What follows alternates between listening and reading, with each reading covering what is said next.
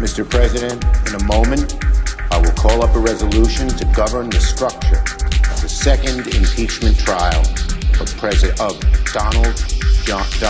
Donald John Trump. It's been agreed to by the House managers, the former President's counsel, and is co-sponsored by the Republican leader. It is bipartisan. It's our solemn constitutional duty to conduct a fair and honest impeachment trial of the charges against former President Trump, the gravest charges ever brought against a president of the United States in American history. This resolution provides for a fair trial, and I urge the Senate to adopt it. Mr. President, I send a resolution to the desk on my behalf and that of the Republican leader for the organizing of the next phases of this trial. Clerk will report. Senate Resolution 47 to provide for related procedures concerning the article of impeachment against Donald John Trump, former President of the United States. The question occurs on the adoption of the resolution. I ask for the yeas and nays. Is there a sufficient second?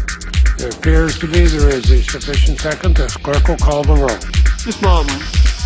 Mr. Baldwin, aye. Mr. Barrasso. Mr. Barrasso, aye. Mr. Bennett. Mr. Bennett, aye. Mrs. Blackburn. Mrs. Blackburn, aye. Mr. Blumenthal. Mr. Blumenthal, aye. Mr. Blunt. Mr. Blunt, aye. Mr. Booker. Mr. Booker, aye. Mr. Bozeman. Mr. Bozeman, aye. Mr. Braun. Mr. Braun, aye. Mr. Brown. Mr. Brown, aye. What is happening right now is a preliminary vote. It's the so-called organizing resolution wherein the Senate is simply agreeing to take up the impeachment article. This is pro forma, but there was a request for a roll call. That's why they are calling out the names of the senators and asking them for their votes one by one. Even Republicans are voting yes to proceed, as you hear. Ms. Collins. Ms. Collins, aye. Mr. Coons. Mr. Coons, aye. Mr. Cornyn. Mr. Cornyn, aye. Ms. Cortez Masto. Ms. Cortez Masto, aye. Mr. Cotton. Mr. Cotton, aye. Mr. Kramer. Mr. Kramer, aye. Mr. Crapo. Mr. Crapo, aye. Mr. Cruz. Mr. Cruz, no. Mr. Daines. Mr. Daines, aye. Ms. Duckworth. Ms. Duckworth, aye. Mr. Durbin. Mr. Durbin, aye. Ms. Ernst. Ms. Ernst, aye. Mrs. Feinstein. Mrs. Feinstein, aye. Mrs. Fisher. Mrs. Fisher, aye. Mrs. Gillibrand. Mrs. Gillibrand. While we listen to this roll call vote, pretty much pro forma, every senator seems to be agreeing to go ahead with the consideration of the impeachment resolution. We are, I want to turn quickly to our White House correspondent, Yamiche Alcindor. Yamiche, you covered President Trump, of course, for the 4 years of his presidency. You've been in touch with his legal team. What is the main argument they are going to be making today about, which is that this trial is not constitutional? Well, the argument that former President Trump's lawyers are going to be making is one saying that because he is no longer in office, he no longer can be standing trial in the Senate. They're going to be saying that this is unconstitutional, that in fact this is really political theater. They're going to be arguing that the president cannot at all be tried for something because he is now a private citizen. Another thing to note is that they're going to be really also talking about due process here. They're in some ways going to be saying that the House Democrats, that they rushed through this impeachment, this one article saying that he incited an insurrection, and as a result, that was also something that was not part of really using this in a way that would be justified, in a way that would be fair. But if I could back out a little bit, this is historic not only, I think, because President Trump became the first president in history to be impeached twice. This is also historic because this trial is happening on the alleged scene of the crime. These are the halls, these are the seats, the scene, the areas where lawmakers were ducking and fearful for their lives. And President Trump's lawyers are going to be trying to make the case that his words were not intended to have violence happen there. But we know that it's in direct contrast to Trump supporters who are being tried, some 170 of them all across this country. They're saying that they were listening to the president when he said fight like hell, and that they went to the Capitol because the president told them to. But again, this is today about the constitutionality of this. But I think when we think about the gravitas of this, we think of the gravitas of all this, we think of where we see ourselves today. And it is really a question of whether or not the president violated his oath of office, whether or not he is, as Democrats have said, one of the most dangerous presidents in U.S. history. No, you make a very good point, Yamiche, in that there's so much history surrounding this trial. As you say, not just that President Trump, the first president to be impeached twice, but of course the first former president to face an impeachment trial, historic by the very nature of the location. You are right, it was on January 6th, just a little over 1 month ago, that the insurrection took place in this very room, this very chamber where the Senate trial is taking place today. And as we've been saying today, the arguments 4 hours, 2 hours on each side around whether to hold this trial is within the bounds of the Constitution, whether it's constitutional or not. There was a vote taken on this very question just a matter of days ago. Senator Rand Paul of Kentucky raised that question. The Senate did vote on it, and a majority voted that it was constitutional, but most Republicans voted that it was not. So we'll be very interested to see today if those numbers change. We want to go back to the floor once this roll call is over. Again, this is a pro forma vote on whether the Senate should consider this impeachment article. Lisa Desjardins, back quickly to you. Remind us of the rules of the Senate trial. Every senator to be in his or her seat. That's correct. Every senator is to be present and in their seat. However, because of the coronavirus, they are extending the definition of in your seat so that senators can also go to the galleries above the Senate chamber, and they may also step outside what we are able to see of the Senate chamber into an adjoining room where there will be a television set for them to view as well. Lisa Desjardins watching all of this very closely along with us, along with Yamiche Alcindor. They are just about finished with the roll call of the senators. We're going to listen to that vote as they take these last votes. Let's go back to the Senate floor.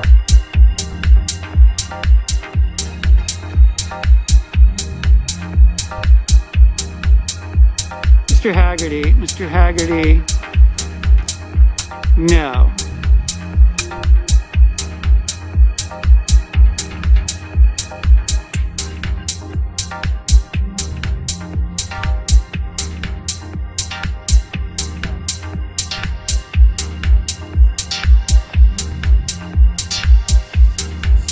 They're wrapping up this roll call vote on whether the Senate should take up the impeachment resolution, the impeachment article, and just making sure they have everyone's vote before they proceed. It's expected that this will pass easily, but let's listen.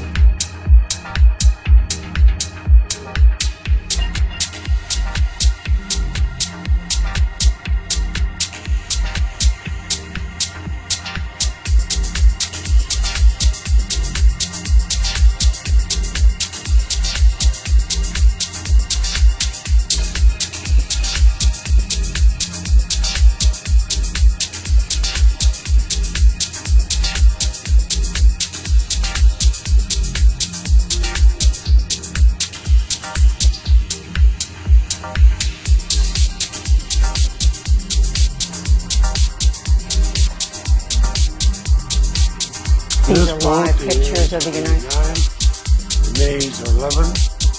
The resolution is agreed to. And pursuant to the provisions of Senate Resolution 47, there should now be 4 hours of argument by the parties equally divided on the question of whether Donald John Trump is subject to the jurisdiction of a court of impeachment for acts committed while President of the United States, notwithstanding the expiration of his term in that office. Mr. Manager Raskin, are you a proponent or opponent of this question? Mr. Castor, are you a proponent or opponent of this question?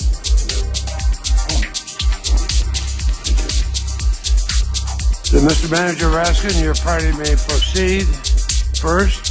You will be able to reserve rebuttal time if you wish. Mr. Raskin, you're recognized.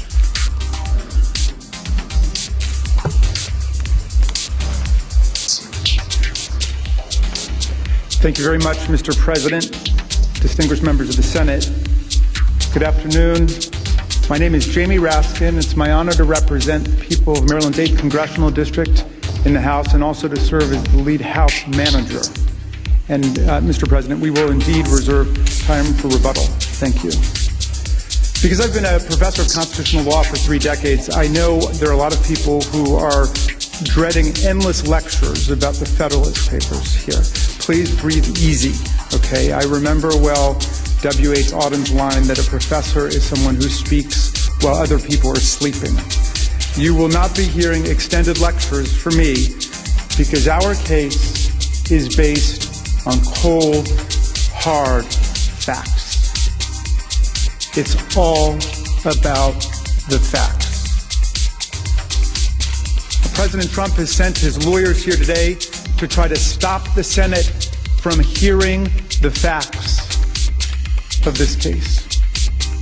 They want to call the trial over before any evidence is even introduced. Their argument is that if you commit an impeachable offense, in your last few weeks in office, you do it with constitutional impunity. You get away with it. In other words, conduct that would be a high crime and misdemeanor in your first year as president, and your second year as president, and your third year as president, and for the vast majority of your fourth year as president, you can suddenly do in your last few weeks in office without facing any constitutional accountability at all. This would create a brand new January exception to the Constitution of the United States of America. A January exception. And everyone can see immediately why this is so dangerous. It's an invitation to the president to take his best shot at anything he may want to do on his way out the door, including using violent means to lock that door, to hang on to the Oval Office at all costs, and to block the peaceful transfer of power. In other words, the January exception is an invitation to our founders' worst nightmare. And if we buy this radical argument that President Trump's lawyers advance, we risk allowing January 6th to become our future. And what will that mean for America? Think about it. What will the January exception mean to future generations if you grant it? I'll show you.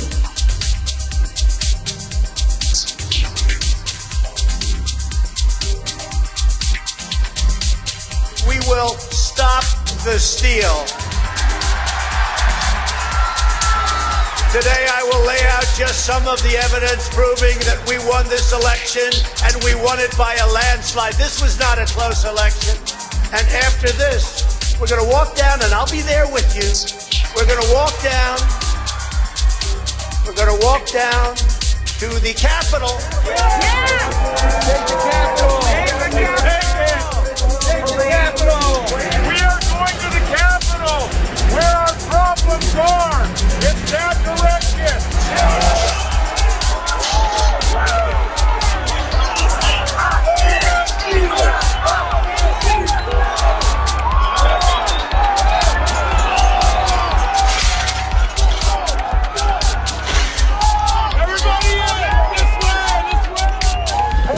Thousands of votes. They came in duffel bags. Where the hell did they come from?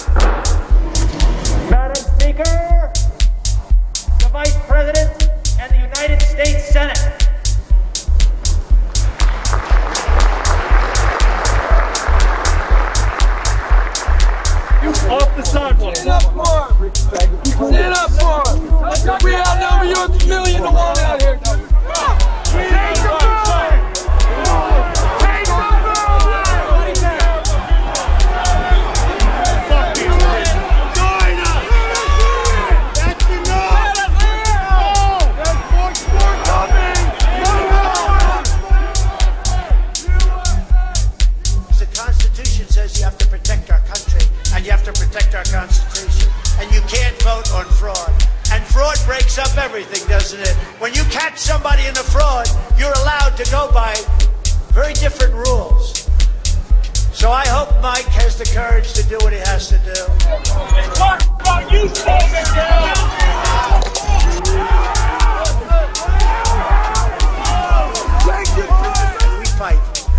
We fight like hell. And if you don't fight like hell, you're not going to have a country anymore.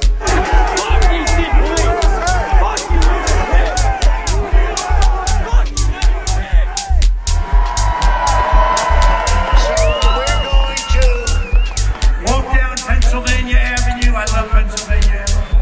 And we're going to the Capitol, and we're going to try and give our Republicans, the weak ones, because the strong ones don't need any of our help. We're going to try and give them the kind of pride and boldness that they need to take back our country.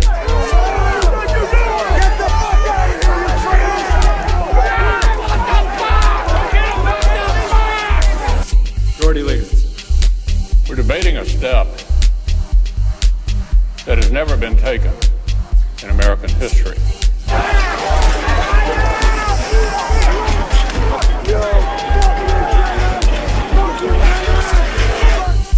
President Trump claims the election was stolen.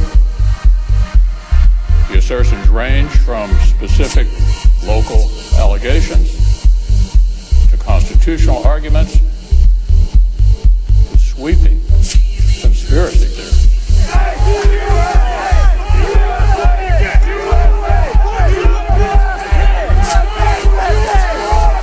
But my colleagues, nothing before us proves illegality anywhere near the massive scale that would have tipped the entire election.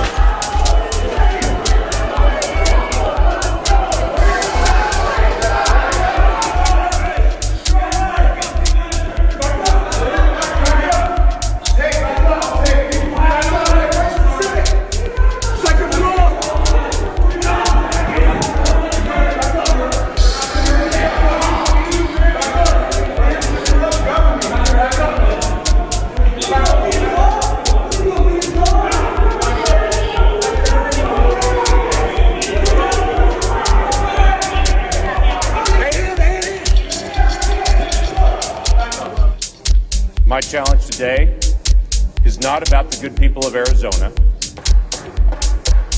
And it will stand in recess until the call of the chair. We'll pause. Thank you.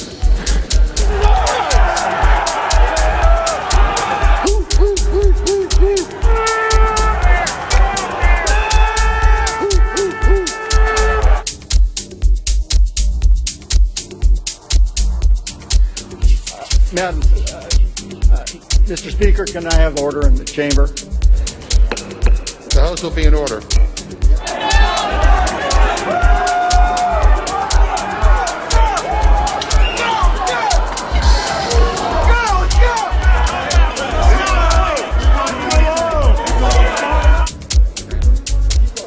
The House will be in order. Okay.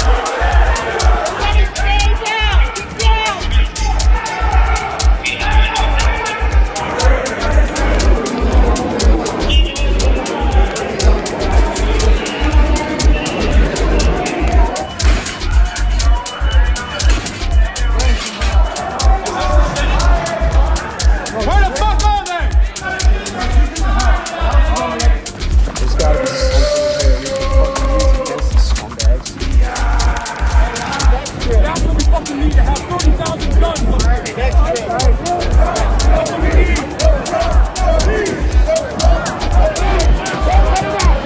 Let's go! Let's go! Take it out!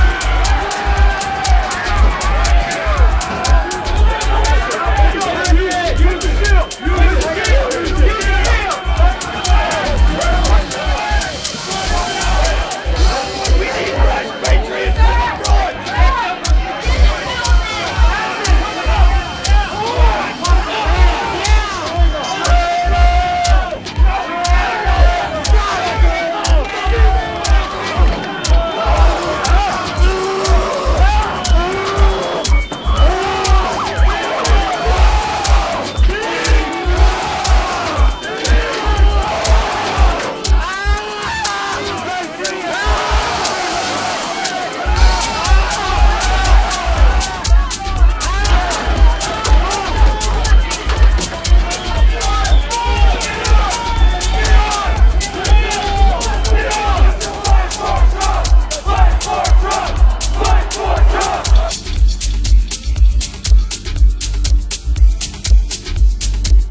There's never been a time like this where such a thing happened, where they could take it away from all of us, from me, from you, from our country. This was a fraudulent election, but we can't play into the hands of these people. We have to have peace. So go home. We love you. You're very special. You've seen what happens. You see the way others are treated that are so bad and so evil. I know how you feel, but go home and go home in peace.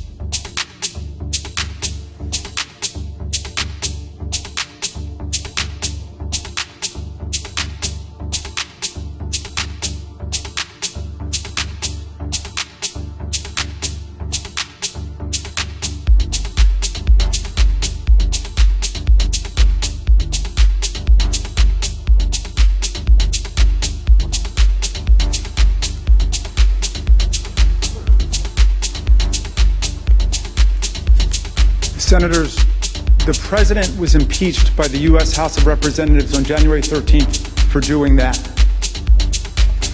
You ask what a high crime and misdemeanor is under our Constitution? That's a high crime and misdemeanor. If that's not an impeachable offense, then there is no such thing. And if the president's arguments for a January exception are upheld, then even if everyone agrees that he's culpable for these events, even if the evidence proves, as we think it definitively does, that the president incited a violent insurrection on the day Congress met to finalize the presidential election, he would have you believe there is absolutely nothing the Senate can do about it. No trial, no facts.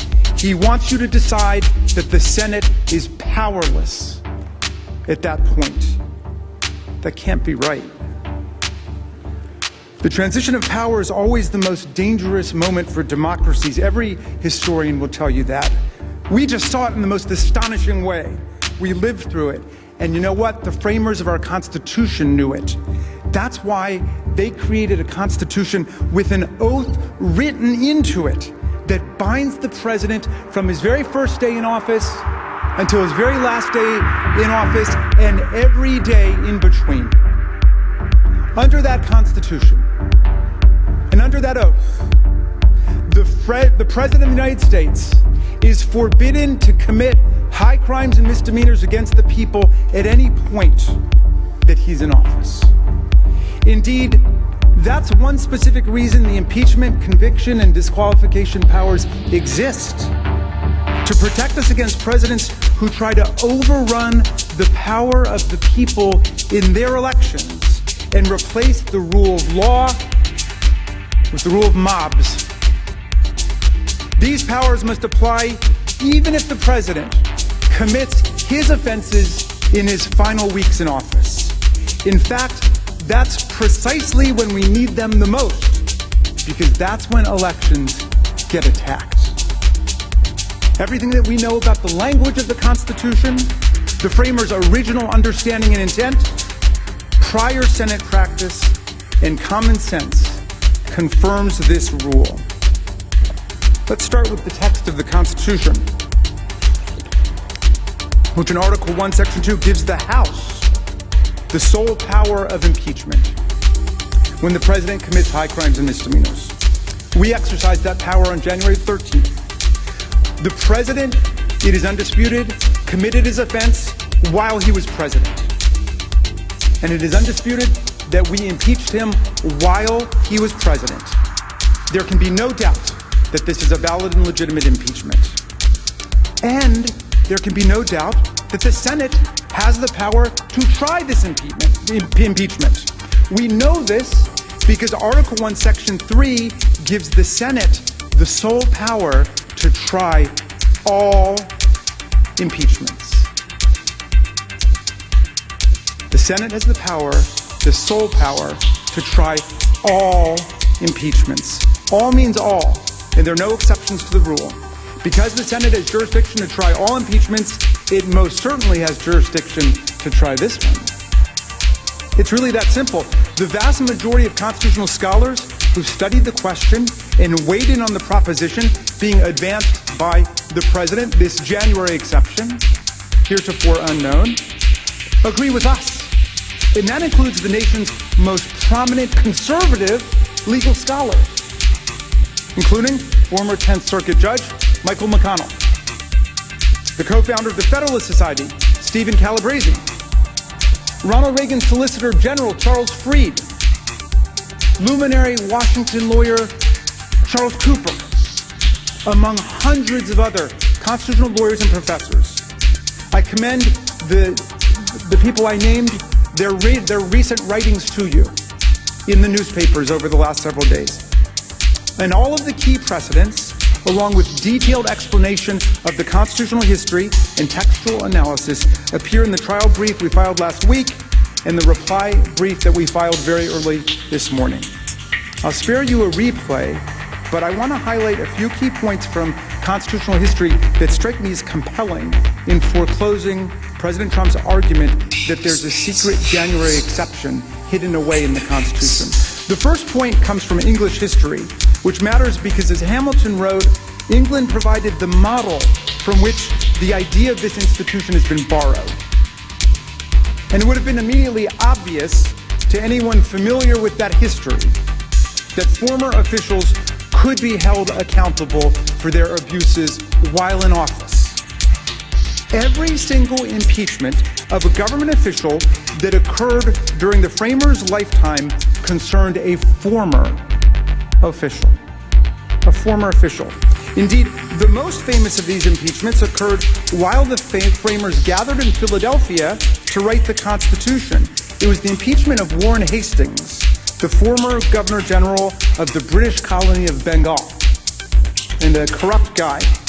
The framers knew all about it, and they strongly supported the impeachment. In fact, the Hastings case was invoked by name at the convention. It was the only specific impeachment case that they discussed at the convention. It played a key role in their adoption of the high crimes and misdemeanor standard.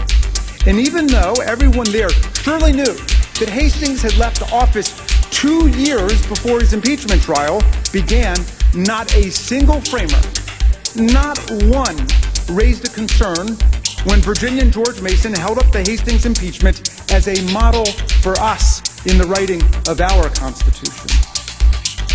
The early state constitutions supported the idea too. Every single state constitution in the 1780s either specifically said that former officials could be impeached or were entirely consistent with the idea. In contrast, not a single state constitution prohibited trials of former officials. As a result, there was an overwhelming presumption in favor of allowing legislatures to hold former officials accountable in this way. Any departure from that norm would have been a big deal, and yet there's no sign anywhere that that ever happened. Some states, including Delaware, even confined impeachment only to officials who had already left office. This confirms that removal was never seen as the exclusive purpose of impeachment in America. The goal was always about accountability, protecting society, and deterring official corruption. Delaware matters for another reason. Writing about impeachment in the Federalist Papers, Hamilton explained that the President of America would stand upon no better ground than a governor of New York and upon worse ground than the governors of Maryland and Delaware. He thus emphasized that the President is even more accountable than officials in Delaware, where, as I noted, the Constitution clearly allowed impeachment of former officials. And nobody involved in the convention ever said that the framers meant to reject this widely accepted, deeply rooted understanding of the word impeachment when they wrote it into our Constitution. The convention debates instead confirm this interpretation. There, while discussing impeachment, the framers repeatedly returned to the threat of presidential corruption aimed directly at elections, the heart of self-government. Almost perfectly anticipating President Trump, William Davey of North Carolina explained impeachment was for a president who spared, quote, no effort or means whatever to get himself reelected. Hamilton in Federalist 1 said the greatest danger to republics and the liberties of the people comes from political opportunists who begin as demagogues and end as tyrants, and the people who are encouraged to follow them. President Trump may not know a lot about the framers, but they certainly knew a lot about him. Given the framers' intense focus on danger to elections and the peaceful transfer of power, it is inconceivable that they designed impeachment to be a dead letter in the president's final days in office, when opportunities to interfere with the peaceful transfer of power would be most tempting and most dangerous, as we just saw. Thus, as a matter of history and original understanding, there is no merit to President Trump's claim that he can incite an insurrection and then insist weeks later that the Senate lacks the power to even hear evidence at a trial, to even hold a trial. The true rule was stated by former President John Quincy Adams when he categorically declared, I hold myself, so long as I have the breath of life in my body, amenable to impeachment by the House for everything I did during the time I held any public office. When he comes up in a minute, my colleague, Mr. Neguse of Colorado, will further pursue the relevant Senate precedents and explain why this body's practice has been supported by the text of the Constitution. And Mr. Cicilline of Rhode Island will then respond to the fallacies presented by the President's counsel. And after these gentlemen speak, I will return to discuss the importance, the fundamental importance of the Senate rejecting President Trump's argument for the preservation of democratic self-government and the rule of law in the United States of America. I now will turn it over to my colleague, Mr. Neguse of Colorado. Do I have to recognize him? No.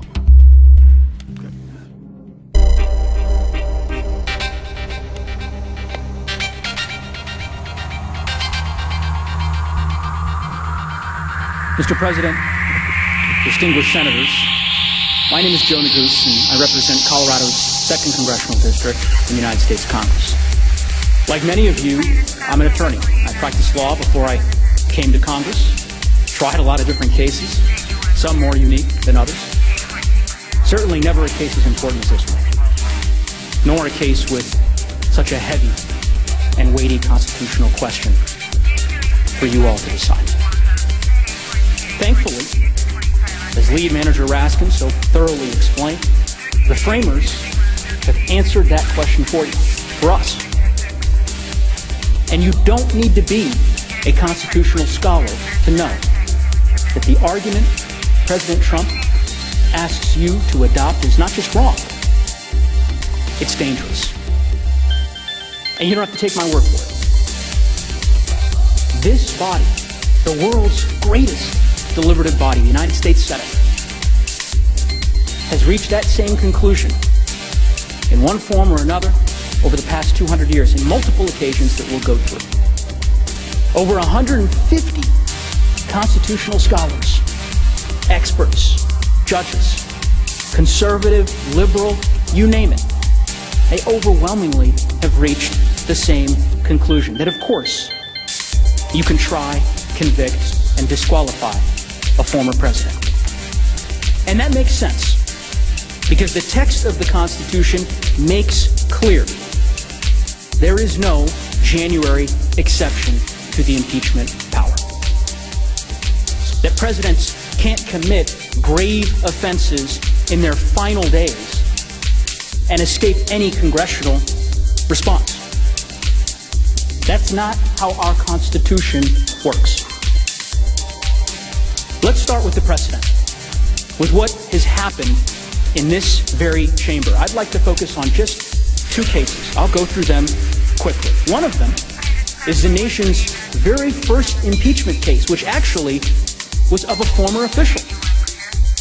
In 1797, about a decade after our country had ratified our Constitution, there was a senator from Tennessee by the name of William Blount, who was caught conspiring with the British to try to sell Florida and Louisiana.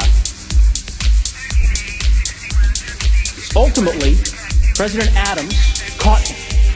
He turned over the evidence to Congress. 4 days later, the House of Representatives impeached him. A day after that, this body, the United States Senate, expelled him from office. So he was very much a former official. Despite that, the House went forward with its impeachment proceeding in order to disqualify him from ever again holding federal office. And so the Senate proceeded with the trial, with none other than Thomas Jefferson presiding. Now, Blount argued that the Senate couldn't proceed because he had already been expelled. But here's the interesting thing. He expressly disavowed any claim that former officials can't ever be impeached. I mean, unlike President Trump, he was very clear that he respected and understood that he could not even try to argue that ridiculous position. Even impeached Senator Blount recognized the inherent absurdity of that view. Here's what he said.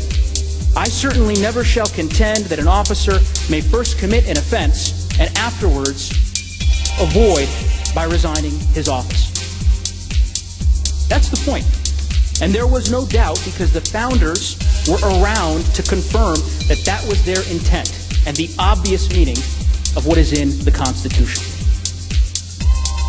Fast forward 80 years later, arguably the most important precedent that this body has to consider. The trial of former Secretary of War William Belknap. I'm not going to go into all the details, but just in short, in 1876, the House discovered that he was involved in a massive kickback scheme. Hours before the House committee that discovered this conduct released its report documenting the scheme, Belknap literally rushed to the White House to resign, tender his resignation to President Ulysses Grant, to avoid any further inquiry into his misconduct, and of course, to avoid being disqualified from holding federal office in the future. Well, later that day, aware of the resignation, what did the House do? The House moved forward and unanimously impeached him, making clear its power to impeach a former official. And when his case reached the Senate, this body, Belknap made the exact same argument that President Trump is making today. That you all lack jurisdiction, any power to try him because he's a former official. Now, many senators at that time, when they heard that argument, literally they were sitting in the same chairs you all are sitting in today. They were outraged by that argument. Outraged. You can read their comments in the record. They knew it was a dangerous argument with dangerous implications. It would literally mean that a president could betray their country, leave office, and avoid impeachment and disqualification entirely. And that's why, in the end, the United States Senate decisively voted that the Constitution required them to proceed with the trial. The Belknap case is clear precedent that the Senate must proceed with this trial since it rejected pretrial dismissal, affirmed its jurisdiction, and moved to a full consideration of the merits. Now, Belknap ultimately was not convicted, but only after a thorough public inquiry into his misconduct, which created a record of his wrongdoing. It ensured his accountability and deterred anyone else from considering such corruption by making clear that it was intolerable. The trial served important constitutional purposes. Now, given that precedent that I've described to you, given all that precedent imparts, you could imagine my surprise, Lead Manager Raskin's surprise, when we were reviewing a trial brief filed by the president in which his counsel insists that the Senate actually didn't decide anything in the Belknap case. They say, these are not my words, I'll quote from their trial brief, it cannot be read as foreclosing an argument that they never dealt with. Never dealt with? The Senate didn't debate this question for 2 hours. The Senate debated this very question for 2 weeks. The Senate spent an additional 2 weeks deliberating on the jurisdictional question. And at the end of those deliberations, they decided decisively that the Senate has jurisdiction and that it could proceed, that it must proceed to a full trial. And by the way, unlike Belknap, as we know, President Trump was not impeached for run-of-the-mill corruption, misconduct. He was impeached for inciting a violent insurrection. An insurrection where people died in this building.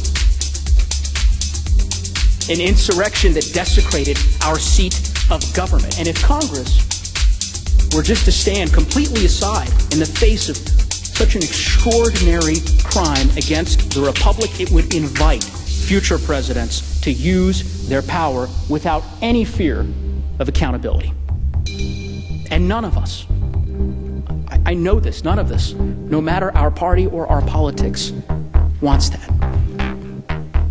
Now, we've gone through the highlights of the precedent, and I think it's important that you know, as Lead Manager Raskin mentioned, that scholars overwhelmingly who have reviewed this same precedent have all come to the same conclusion, that the Senate must hear this case. Let's go through just a few short examples. To start, all of us, I know, are familiar with the Federalist Society. Some of you may know Stephen Calabrese personally. He's the co-founder of the Federalist Society. He actually was the chairman of the board in 2019. He was the first president of the Yale Federalist Society chapter board, a position that I understand Senator Hawley later held. Here is what Mr. Calabrese has to say. On January 21st, he issued a public letter, stating, "Our carefully considered views of the law lead all of us to agree that the Constitution permits the impeachment, conviction, and disqualification of former officers, including presidents." And by the way, he's not the only one. As Lead Manager Raskin said, President Reagan's former Solicitor General, among many others. Another prominent conservative scholar, known to many of you, again personally, is former 10th Circuit Court of Appeals Judge, my circuit, Judge Michael McConnell. He was nominated by President George W. Bush. He was confirmed by this body unanimously. Senator Hatch, many of you served with, he had this to say about Judge McConnell, that he's an honest man. He calls it as he sees it. and he's beholden to no one and no group. Well, what does Judge McConnell have to say about the question that you're debating this afternoon? He said the following: given the impeachment of Mr. Trump was legitimate, the text makes clear that the Senate has power to try that impeachment. You heard Lead Manager Raskin mention another lawyer, Chuck Cooper, who's a prominent conservative lawyer here in Washington, has represented former Attorney General Jeff Sessions, House Minority Leader Kevin McCarthy. He issued an editorial just 2 days ago, very powerful, observing that scholarship in this question has matured substantially, and that ultimately the arguments that President Trump is championing are beset by serious weaknesses. Finally, we've gone through a lot of scholars. I'll finish on this one. There's another scholar that I know some of you know and some of you have actually spoken with recently. Up until just a few weeks ago, he was a recognized champion of the view that the Constitution authorizes the impeachment of former officials, and that is Professor Jonathan Turley. Let me show you what I mean. These are his words. First, in a very detailed study, thorough study, he explained that, quote, the resignation from office does not prevent trial on articles of impeachment. That's Professor Turley's words. Same piece. He celebrated the Belknap trial. He described it as a corrective measure that helped the system regain legitimacy. He wrote another article. He's written several on this topic. This one was actually, it's a 146-page study, very detailed. And in that study, he said, quote, that the decision in Belknap was correct in its view that impeachment historically had extended to former officials, such as Warren Hastings, who you heard Lead Manager Raskin describe. In fact, as you can see, Professor Turley argued that the House could have impeached and the Senate could have tried Richard Nixon after he resigned. His quote on this, very telling. Quote, future presidents could not assume that mere resignation would avoid a trial of their conduct in the United States Senate. Finally, last quote from Professor Turley, that no man in no circumstance can escape the account which he owes to the laws of his country. Not my words, not Lead Manager Raskin's words, Professor Jonathan Turley's words. I agree with him because he's exactly right. Now, a question one might reasonably ask after going through all those quotes from such noted jurists and scholars is, why is there such agreement on this topic? Well, the reason's pretty simple. Because it's what the Constitution says. I want to walk you through 3 provisions of the Constitution that make clear that the Senate must try this case. First, let's start with what the Constitution says about Congress's power in Article 1. You heard Lead Manager Raskin make this point, but it's worth underscoring. Article 1, Section 2 gives the House the sole power of impeachment. Article 1, Section 3 gives the Senate the sole power to try all impeachments. Now, based on President Trump's argument, one would think that language includes caveats, exceptions, but it doesn't. It doesn't say impeachment of current civil officers. It doesn't say impeachment of those still in office. The framers didn't mince words. They provided express, absolute, unqualified grant of jurisdictional power to the House to impeach and to the Senate to try all impeachments. Not some, all. Former Judge McConnell, judge that we talked about earlier, he provides a very effective textual analysis of this provision. You can see it up here on the slide. I'll just give you the highlight. He says, and I'll quote, this is Judge McConnell, given that the impeachment of Mr. Trump was legitimate, the text makes clear that the Senate has power to try that impeachment. Now again, here is what's pretty interesting, to me at least. When we presented this argument in our trial brief, which we filed over a week ago, but we laid it out, again, step by step, so that you could consider it, and so that opposing counsel could consider it as well.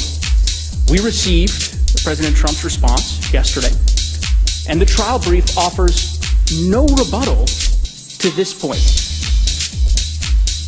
None. And in fairness, I can't think of any convincing response. I mean, the Constitution is just exceptionally clear on this point. Now, perhaps they will have something to say today about it, but they did not yesterday. There's another provision worth mentioning here because there's been a lot of confusion about it, and I'm going to try to clear this up. This is the provision on removal and disqualification. Now, we all know the Senate imposes a judgment only when it convicts. Up on the screen, you'll see Article 1, Section 3, Clause 7. So with that in mind, the language says that the Senate convicts, the judgment shall not extend further than removal and disqualification. That's it. The meaning is clear. The Senate has the power to impose removal, which only applies to current officials, and separately, it has the power to impose disqualification, which obviously applies to both current and former officers, but it doesn't have the power to go any further than that. Now, as I understand President Trump's argument, they believe that this language somehow says that disqualification can only follow removal of a current officer. But it doesn't. That interpretation essentially rewrites the Constitution. It adds words that aren't there. I mean, after all, the Constitution does not say removal from office and then disqualification. It doesn't say removal from office followed by disqualification. It simply says the Senate can't do more than two possible sentences: removal and disqualification. And this, by the way, is not the first time that this direct question has been debated in this chamber. 146 years ago, during the Belknap trial, Senator George Edmunds of Vermont, he's one of the most prestigious Republican senators of his time. He sat right where Senator Grassley sits today. He zeroed in on this exact point during the Belknap trial. This is his quote: "A prohibition against doing more than two things cannot be turned into a command to do both or neither." And just imagine the consequences of such an absurd interpretation of the Constitution. I mean, if President Trump were right about that language, then officials could commit the most extraordinary, destructive offenses against the American people, high crimes and misdemeanors. They'd have total control over whether they can ever be impeached, and if they are, whether the Senate can try the case. If they want to escape any public inquiry into their misconduct or the risk of disqualification from future office, then it's pretty simple. They could just resign 1 minute before the House impeaches, or even 1 minute before the Senate trial, or they could resign during the Senate trial if it's not looking so well. That would effectively erase disqualification from the Constitution. It would put wrongdoers in charge of whether the Senate can try. Third and final reason why President Trump must stand trial: provision of Article 1 of the Constitution. You'll see here on the screen that the Constitution twice describes the accused in an impeachment trial. Here's what I want you to focus on. The interesting thing is, notice the words. It refers to a person and a party being impeached. Now, again, we know that the framers gave a lot of thought to the words that they chose. They even had a style committee during the Constitutional Convention. They could have written civil officers here. I mean, they did that elsewhere in the Constitution. That would have ultimately limited impeachment trials to current officials. But instead, they used broader language to describe who could be tried by the United States Senate. So who could be put on trial for impeachment other than civil officers? Who else could a person or a party be? Well, really, there's only one possible answer: former officers. And again, that actually might explain why, during the Belknap trial, Senator Thomas Bayard of Delaware, he later became the Secretary of State of the United States. He sat right where Senator Carper is sitting now. He found this point so compelling that he felt compelled to speak out on it. And during the trial, he concluded that the Constitution must allow the impeachment and trial of people and parties who are not civil officers. And the only group that could possibly encompass was former officials like Belknap, and of course, here, like President Trump. And just so we're clear, in full disclosure, this is another argument that was not addressed by President Trump in his rebuttal. And we know why they didn't. Because their argument doesn't square with the plain text of the Constitution. There is one provision that President Trump relies on almost exclusively. Article 2, Section 4. I'm sure you'll see it when they present their arguments. Their argument is that the language you'll see on the screen somehow prevents you from holding this trial by making removal from office an absolute requirement. But again, where does the language say that? Where does it say anything in that provision about your jurisdiction? In fact, this provision isn't even in the part of the Constitution that addresses your authority. It's in Article 2, not Article 1. And it certainly says nothing about former officials. President Trump's interpretation doesn't square with history, originalism, textualism. In fact, even Chuck Cooper, the famous conservative lawyer I mentioned earlier, with clients like the House Minority Leader, he has concluded that this provision of the Constitution that President Trump relies on cuts against his position. His words. And that's because, as Cooper says, Article 2, Section 4 means just what it says. I mean, the first half describes what an official must do to be impeached, namely commit high crimes and misdemeanors, and the second half describes what happens when civil officers of the United States, including the sitting president, are convicted. Removal from office. That's it. In Cooper's words, it simply establishes what is known in criminal law as a mandatory minimum punishment. It says nothing about former officials. Nothing at all. Given all of that,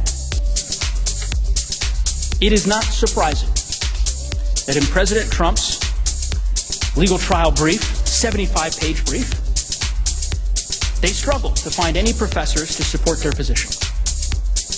They did cite one professor, though. Professor Culp, an expert in this field, who they claimed agreed with them that the only purpose of impeachment is removal.